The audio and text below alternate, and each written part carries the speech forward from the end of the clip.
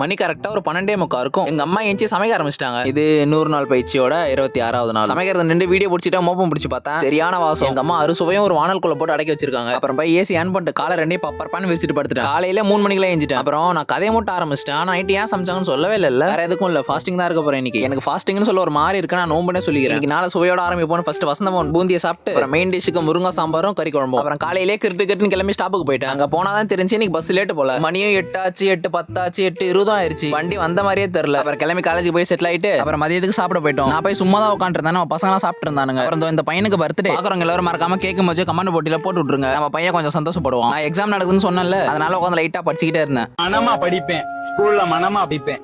என் டீச்சர்லாம் மனமா சொல்லி தந்தா தேனுவர் வண்டு மருதனை உண்டு தீங்கே கிடந்ததை கண்டு காணுவர் சம்பு விண்ணெண்ணு என்று தடங்கள் எடுத்து முன்தூரமா படிச்சேன். ஃபெயில் ஆயிட்டேன். என்ன பண்ண? நீ நோம்பு வச்சுக்கிறதுல ட்ரைனிங்கே பண்ணல. நாளை ஈவினிங் எக்ஸாம் முடிஞ்சோன்னு குடுனோடி வந்து பஸ் ஏறிட்டேன். அப்புறம் ஸ்டாப்புக்கு வந்தேனே தம்பி வந்து என்ன பிக்கப் பண்ணிட்டு போனான். அப்புறம் வீட்டுக்கு வந்துட்டு பெரியமா வீட்டுக்கு போயிட்டேன். 27 நோம்புன்றதெல்லாம் அவங்க வீட்டில் தான் கூட்டிருந்தாங்க. போயிட்டு நோம்பு திறந்துட்டு இருந்த எல்லாத்தையும் சாப்பிட்டு முடிச்சுட்டு தொழுக போயிட்டு வந்துட்டு இன்னைக்கு நாளை முடிச்சுக்கிட்டேன்.